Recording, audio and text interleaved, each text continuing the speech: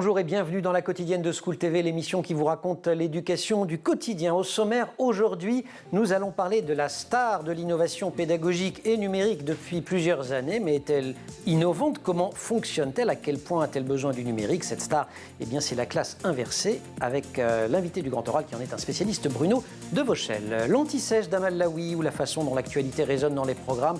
Actualité culturelle aujourd'hui avec la sortie des Secrets de Dumbledore, nouvel opus de la saga Harry Potter, sans Harry Potter, mais bref, c'est le même univers. Et le programme auquel cela fait référence, eh bien, ce sont plus des usages que des programmes. Tous les professeurs qui utilisent la saga pour aider les élèves à apprendre grâce à leur héros préféré. L'heure de la récré, toujours avec Amal. On va fabriquer un hologramme et puis on va retrouver pour notre chronique hebdomadaire notre chroniqueuse et psy Sophie Marinopoulos et pousser la porte de l'infirmerie pour parler phobie scolaire, la quotidienne de School TV. C'est parti, Grand Oral. Et si on inversait la classe, et si au lieu d'écouter le cours à l'école, on l'écoutait à la maison, et puis à l'école, en classe donc, on ferait autre chose. C'est de manière extrêmement schématique le principe de la classe inversée, vieux principe revivifié depuis une dizaine d'années avec le développement du numérique. Et on en parle avec l'invité du Grand Oral, Bruno de Vauchel, qui a d'ailleurs publié un livre sur le sujet. C'était en 2019 chez ESF Éditeur. Bruno, bonjour. Bonjour. Très heureux de vous accueillir dans la quotidienne de School TV. Cher Bruno, rappelez-nous d'abord, enseignement simultané, enseignement mutuel. Alors, enseignement simultané, c'est un enseignant qui cause à beaucoup d'élèves ou d'étudiants. C'est les jésuites qui inventent ça à l'époque de la création de la Sorbonne, des premières universités, dans les années 1300, 1400, 1500, et qui devient un des modèles majeurs de la transmission des savoirs dans un monde qui se veut surtout transmission de la religion. Hein. C'est ça, parce qu'on reproduit, bon, on en reviendra plus tard, mais c'est un peu, il y a un détenteur du savoir, donc c'est plus le curé, voilà, ou le prêtre, c'est le prof, qui de toute façon souvent est un religieux par ailleurs, qui délivre une parole qui n'est pas appelée à être contestée. Alors après ça, il y a cet enseignement mutuel qui se développe aussi, mais qui est un modèle dans lequel, alors, on ne sait pas trop bien comment ça a fonctionné au départ, comment ça s'est créé, mais ça veut dire qu'au départ, on a dans un établissement scolaire, d'un établissement d'enseignement, on va pas parler scolaire, ça n'est pas. Il n'y a pas encore d'école, oui. C'est plus tard, mais il y a des grands qui apprennent aux petits. C'est-à-dire qu'en gros, on apprend aux grands qui apprennent aux petits, et puis les grands, ils apprennent aussi entre eux. Donc là, on est vraiment dans un collectif apprenant qui est basé évidemment sur la capacité qu'ont des grands à aider des petits à apprendre. Et puis arrivent les frères des écoles chrétiennes qui reviennent eux aussi avec leur enseignement simultané et qui se battent contre l'enseignement mutuel. Et le frère de la Salle, enfin le père des fondateurs des frères de la Salle développe ce modèle, et c'est ce modèle qui au 19e siècle va être tranché entre en 1830 et 1848 par Guizot, qui va dire voilà. Alors qu'au départ, on parlait beaucoup d'enseignement simultané. D'un seul coup, on dit non, terminé, c'est l'enseignement. On parlait beaucoup de mutuel et on passe au simultané. Et on le fait dans des classes. Et on le fait dans des classes et on l'impose. Mais voilà. Il y a une raison à cela. Guizot, la loi Guizot, qui, pour les historiens de l'éducation d'ailleurs, est au moins aussi importante que les lois Ferry. Mais évidemment. Pour ce qui est de structurer l'école. Parce que plus important, elle structure l'école. Ouais. Alors, elle fait suite aux travaux de Condorcet en 1791. Elle fait suite à la façon dont Napoléon a construit les lycées et créé le bac. Parce qu'il ne faut pas oublier, l'architecture des lycées, c'est quoi? C'est quasiment... Les prisons. Non, pas forcément, justement. Ah, c'est après, alors. C'est les monastères. C'est les monastères. Monastères et prisons, il y a les deux, je crois. C'est les monastères. Les monastères avec ce fameux... le cloître. Le cloître au milieu, et on se promène, enfin bon, bref. En fait, tout ça, c'est un modèle d'enseignement religieux qui s'est transféré dans, je dirais, on a laïcisé les formes de l'enseignement que l'Église avait mises en place.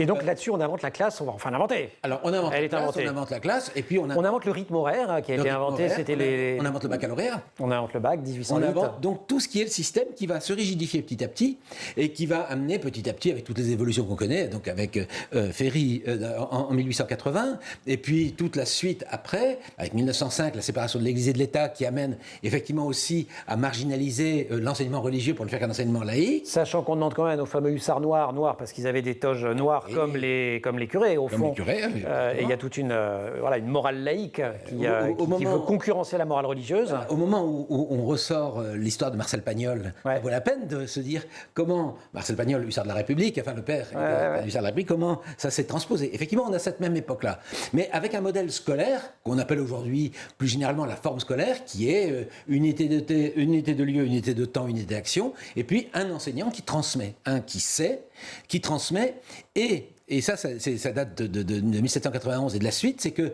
pour qu'il transmette, on lui donne un cadre. Et ce cadre, c'est un livre.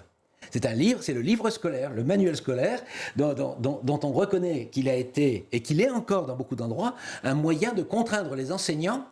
Parce qu'en fait, les manuels scolaires reproduisent. Ils sont faits pour les enseignants, absolument. Ils sont faits pour les enseignants pas tellement pour les élèves. Et surtout pour que les enseignants enseignent ce qu'il faut enseigner. Bon, Bruno, on a créé la classe, on a le cadre, on va tout renverser, mais on le fait après l'anti-sèche. Ça vous va? Alors, là, il faut que vous me disiez que ça vous va. On va inverser. Non, ça me va. On va l'inverser après. On fait l'anti-sèche d'abord. On va renverser après. Ah, on l'inverse et on la renverse. Allez. Voilà. Non, là, il nous faut une anti-sèche. Ah, mal là, oui.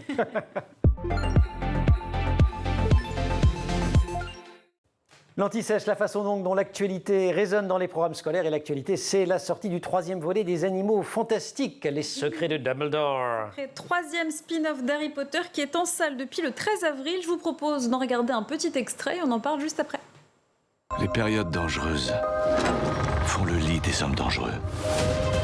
Si à l'heure du thé, nous sommes toujours en vie, alors nos efforts auront été couronnés de succès. Monsieur Kowalski, avec plaisir. As-tu vraiment l'intention de tourner le dos au tien? C'est toi qui disais que nous pouvions refaire le monde. Même si nous avons commis des erreurs. Action! Nous pouvons essayer de les réparer.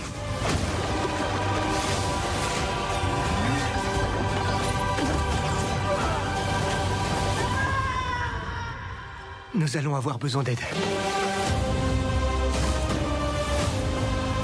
Quoi que tu fasses, tu ne m'arrêteras pas.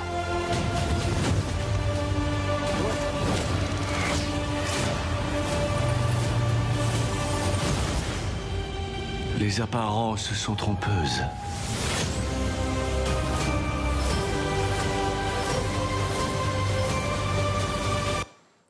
L'univers Harry Potter, phénomène mondial qui a mis ou remis je sais pas combien, des millions d'élèves à la lecture. Oui, c'est ça, le monde magique d'Harry Potter que l'on doit à l'auteur britannique J.K. Rowling a permis à certains jeunes de reprendre goût à la lecture, phénomène amplifié par le succès des films. En 2019, selon le Centre national du film, eh bien 91% du livre, 91% des 15-24 ans déclarent avoir lu Harry Potter.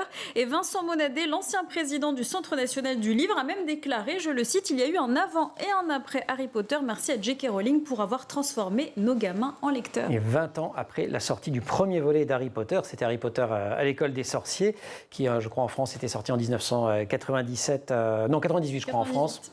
Le succès est toujours au rendez-vous. Oui, plus de 500 millions d'exemplaires de la saga Harry Potter ont été vendus à travers le monde, saga traduite en 80 langues, ce qui fait de cette série bien la plus vendue de l'histoire de la littérature. J.K. Rowling figure désormais parmi les auteurs britanniques les plus lus de la planète, avec William Shakespeare et Agatha Christie. Un phénomène d'une telle ampleur que l'Éducation nationale a décidé de se servir de ce héros dans les programmes. Oui, notamment pour l'étude de l'anglais, par exemple. Eh bien, l'Académie de Normandie propose un projet en 4 parties à destination des cycles 2 et 3 sur le thème d'Harry Potter. Alors, la première séance, elle permet aux élèves d'acquérir ou de réviser le vocabulaire de l'école, puisqu'on le rappelle, Harry Potter, ça se déroule dans une école de sorciers. La deuxième séance... Hogwarts en anglais. La deuxième séance, elle, est consacrée aux uniformes et accessoires de la magie. La troisième séance, elle porte sur les consignes de la classe. Et la quatrième, eh bien, est consacrée aux différents lieux dans une école. Donc, à partir des films d'Harry Potter en version originale, les élèves vont donc enrichir leur vocabulaire en anglais. Il y a en fait plein d'initiatives autour d'Harry Potter. Vous en avez quelques autres? Il y en a plein. L'Académie de Lille, elle, propose aux élèves d'un lycée de découvrir le CDI grâce à Harry Potter. Alors, une professeure documentaliste au lycée Girod-Sagné de Saint-Martin-Boulogne, eh bien, propose une séance de découverte du CDI à destination des élèves de seconde sur le thème d'Harry Potter, dans laquelle, eh bien, elle a créé un espace, un escape game pour initier donc les élèves à la recherche documentaire. Et puis on peut même réviser, c'est d'actualité, le bac philo, grâce à Marianne Chaillant. Oui, professeure de philo et autrice du livre de Harry Potter à l'école de la philosophie, eh bien, elle nous propose, à travers la saga Harry Potter, eh bien, de comprendre certaines des notions en philosophie, comme la liberté, le bonheur ou encore le désir. Et elle explique, eh bien, que dans Harry Potter, il y a de nombreuses références à certaines théories philosophiques traditionnelles, des références à Socrate, à Platon ou encore à Nietzsche. Et elle invite donc les élèves à se servir d'Harry Potter comme outil de compréhension de certaines thèses et comme moyen donc de s'en souvenir. Merci beaucoup, Harry Potter, dont je crois me souvenir que quand Le Monde avait interrogé il y a 3 ou 4 ans ses lecteurs pour un méga sondage pour votre livre préféré du XXe siècle, et ben Harry Potter avait gagné, ce qui avait un petit peu surpris à l'époque, mais c'était vraiment un engouement extraordinaire. Merci beaucoup, Amal Laoui. On se retrouve pour la récré dans quelques minutes, reprise du Grand Oral avec Bruno Devauchel. Le modèle scolaire est-il vraiment adapté au mode d'apprendre actuel? Le développement du numérique éducatif est-il le signal d'une transformation lente des systèmes éducatifs? Voici 2 questions qui sous-tendent l'ouvrage Inverser la classe, paru en 2019 chez ESF Éditeur, sous la plume de notre invité Bruno Devauchel. Alors, première partie de l'émission, on a inventé la classe. Maintenant, on va là, on ne l'inverse pas encore. Si, on va commencer. Si, on l'inverse. L'inverser. Et après, on la renverse. Allez, alors on l'inverse. Alors, on l'inverse. Beaucoup d'enseignants ont vu dans le numérique, en particulier, le moyen d'offrir aux élèves un accès nouveau au contenu qu'ils enseignent, mais aussi un moyen nouveau d'éviter de n'être que de simples répétiteurs, de simples, je dirais, enseignants magistraux, parce qu'ils s'ennuyaient, en fait. Ils s'ennuyaient. Faire un cours magistral, c'est ennuyeux au bout d'un moment pour un enseignant. Surtout que quand on regarde certains élèves, pour l'avoir vécu personnellement, et qu'on fait un cours et que devant, on a une sorte de désert de personnes... Vous voulez qu'on vous le fasse? On va vous le faire. On fait les élèves qui s'ennuient un peu. Voilà, faites les élèves. Voilà, alors, exactement. C'est exactement ça. Mais moi, je faisais jamais ça. Moi, je faisais toujours comme ça, même si je dormais. Alors, ils sont polis. C'est mon métier d'élève. Les élèves sont polis, ils font attention, ils n'écoutent pas, mais c'est pas grave. Ils se disent, de toute façon, on va nous donner une fiche pour nous rappeler tout ça. Ouais. Alors, évidemment, ce modèle-là, il n'est pas intéressant. Il n'est pas intéressant ni pour l'enseignant, ni pour les élèves. Et donc certains se sont dit, on pourrait finalement donner la fiche avant, et puis ça pourrait ne pas être une fiche. Alors, on va leur donner les points de repère essentiels au départ, alors avec des niveaux, alors c'était une grande discussion entre les enseignants sur qu'est-ce qu'il faut donner au départ. Alors c'est plus ou moins important, c'est plus ou moins riche. En tout cas, il faut qu'avant d'arriver en classe, l'élève ait déjà des repères sur ce qu'on va travailler. Mais alors, monsieur Devauchel, qu'est-ce qu'on fait en classe? En classe, on fait des activités, alors moi j'appelle ça les activités de digestion. Alors, il y a les activités d'ingestion. Ingérer, c'est récupérer de l'info. Mais la digestion, c'est la travailler, la transformer. Et en classe, justement, c'est ça qui est bien, c'est qu'on essaye de transformer avec les élèves ce savoir savant qu'on a vu dans les livres, dans les vidéos qu'on a vu avant, en un savoir utilisable, donc qui va permettre à l'élève, après ça, de comprendre à quoi ça sert et comment l'employer dans la suite de son travail. Mais l'enseignement magistral, en dehors du fait que c'est peut-être lassant pour l'enseignant de répéter son cours tous les ans, qu'est-ce qu'on lui reprochait au juste? On lui reprochait pas seulement ça. Alors, on lui reprochait plusieurs choses. On lui reprochait... On lui reproche d'ailleurs, parce que je fais comme s'il n'existait plus, oui, il est quand même très voilà. Ce qu'on lui reproche, c'est effectivement d'être ennuyeux. Ce qu'on lui reproche, c'est de croire une vieille théorie de l'information qui est que du moment que je dis quelque chose, c'est compris comme ça. Et en fait, les enseignants se sont rendus compte qu'il y avait un écart énorme entre ce qu'ils disent et après ça, quand il faut les contrôles, les élèves, ils n'ont pas compris. Et donc, c'est cet écart entre les deux qu'il faut arriver à réduire. Et pour le réduire, les enseignants ont dit, mais le mieux, c'est de les réduire en classe, c'est pas à la maison que ça va se passer. Parce qu'en classe, nous, on est là et on peut aider les enfants à réduire cet écart entre les savoirs et ce qu'on veut qu'ils en retiennent. Et justement, l'art des enseignants, c'est de construire des séances, des séquences d'enseignement dans lesquelles ils vont concevoir des activités qui vont permettre cette fameuse digestion. Cette digestion qui va permettre aux élèves de mieux comprendre ça et donc de pouvoir les réutiliser. D'un mot, comment les professeurs se sont formés à pratiquer la classe inversée? Parce que ça a quand même un petit inconvénient d'un point de vue Enfin, ça peut en avoir, en tout cas, ça prend du temps, ça se travaille, parce que mon cours magistral, une fois qu'il est prêt, alors sauf quand je suis dans des disciplines scientifiques très mouvantes, il ne change pas trop. Alors, il faut distinguer les pionniers. Ouais. Des gens comme dans l'enseignement supérieur, Marcel Lebrun, qui est bien connu comme qui est une des références à Louvain. À Louvain, et tous les autres. Moi, j'ai fait pas mal de formations pour des enseignants. En fait, ça va très très vite de former des enseignants. En fait, ça va très très vite parce qu'ils comprennent le sens. Oui, mais eux, ça leur prend du temps de préparer le cours comme ça. Il faut retravailler chaque séquence. Au début, ça prend du temps. Il y a un coup d'entrée, en fait, ça que je veux dire. Il y a un coup d'entrée dans la façon de concevoir l'ensemble d'une séquence. On ne travaille pas que sur un cours, on travaille sur 7 semaines, 7, 8, 10 semaines d'affilée, à raison de 2 heures par semaine. Et là, du coup, ça s'insère bien dans le paysage. Et les enseignants arrivent tout à fait à équilibrer ce travail de préparation. Le seul inconvénient que ça a, c'est qu'ils ont l'impression de ne pas travailler en classe dans certains cas. Mais c'est les parce que pour eux, travailler, c'est faire cours. Hein. Et voilà. Ouais, c'est ça. Et c'est marrant, j'ai eu souvent des témoignages comme ça. En fait, ceux qui avaient déjà l'habitude, j'ai eu dans les stages des gens qui avaient déjà en fait engagé ça. Ouais. Et quand on les voyait arriver, ils disaient mais non, mais de toute façon, on est habitué. Moi, je vois bien que je suis beaucoup plus efficace en classe parce que j'aide vraiment les élèves. Vraiment. Un type comme Pascal Biouet, qui a été un des premiers à être médiatisé sur son activité, mais c'est ça. On en a discuté avec lui. Il dit, mais c'est extraordinaire parce que j'ai l'impression, en même temps, d'accompagner vraiment les élèves au moment où ils apprennent. Et donc, finalement, mettre au travail les élèves, c'est la meilleure façon de travailler pour un Évidemment. enseignant. Et surtout, mettre au travail sous les yeux des élèves, sous les yeux de l'enseignant, et pas à la maison. Et Bruno, quand est-ce qu'on a inventé la récré, puisqu'on a inventé la classe il y a longtemps? Ok, je vous ai collé. Nous, on a une récré dans la... Non, c'était une transition. Oui, mais nous, on fait une petite récré dans la quotidienne. On en a besoin. On s'invente la récré, voilà. On se l'invente.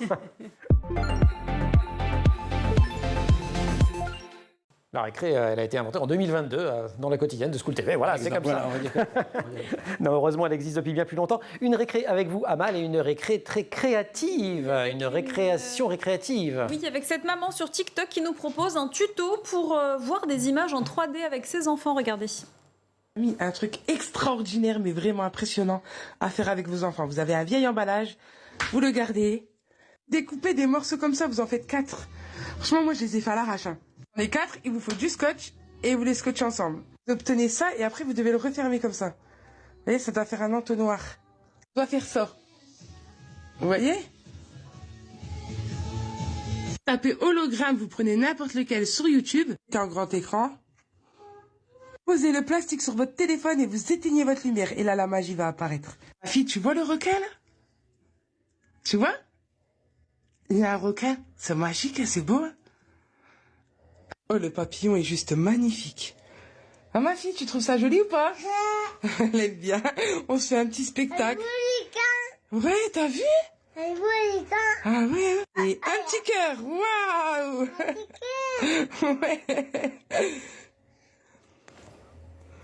C'est vraiment l'hologramme, c'est la superstar du moment. C'est comme ça, Jean-Luc Mélenchon, les meetings pendant la campagne, il faisait ça avec L'hologramme est de plus en plus utilisé. Il y avait un iPhone et 3 morceaux de... Dans les concerts, par exemple, on peut faire revivre des chanteurs disparus et on les utilise aussi pour les campagnes présidentielles, vous l'avez dit. On est dans une émission très, très historique. Est-ce que vous nous feriez l'histoire de l'hologramme? Alors, étymologiquement, hologramme veut dire écriture en entier. En grec, holo signifie entier et gramma écriture. Et par définition, donc, il désigne une technique par laquelle on inscrit une image en volume. Alors l'idée même d'une image en volume a été évoquée par Jules Verne dans son recueil Le Château des Carpates. Verne imaginait une cantatrice morte qui apparaissait dans un spectre par un habile jeu de miroir incliné devant son portrait peint. Alors un véritable hologramme tel qu'on l'entend aujourd'hui est une image fixe inscrite en relief sur un support et c'est devenu possible qu'à partir de 60 avec l'apparition du laser. Et on peut en quelques mots résumer comment ça marche? En quelques mots, alors avec l'aide d'un verre de séparation, on scinde un laser en 2 faisceaux, tandis qu'un faisceau vise l'objet à holographier, l'autre vise la plaque photographique sur laquelle inscrire l'image de cet objet.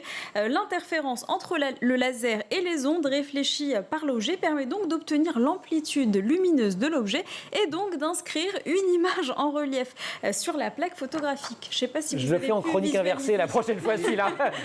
Hein, on vous enverra, on vous envoie le cours et puis vous téléphonez, vous envoyez des mots à Amal pour avoir l'explication. Non mais en gros voilà, il y a le laser, il y a des trucs, enfin bon voilà, hein, c'est ça. Oui, c'est ça. Avant l'hologramme, il y avait des systèmes de reproduction comme ça en 3D. Il y avait d'autres systèmes, le Pepper's Ghost, je ne sais pas si vous connaissez, en tout cas c'est une technique qui a été développée en 1862 par John Henry Paper, un scientifique anglais. Alors le Pepper's Ghost, dans l'état du 19e siècle, fonctionnait en plaçant une vitre en biais devant une scène. Alors cette vitre, elle reflétait une pièce cachée du spectateur dans laquelle se déplaçait un acteur qui était déguisé en fantôme.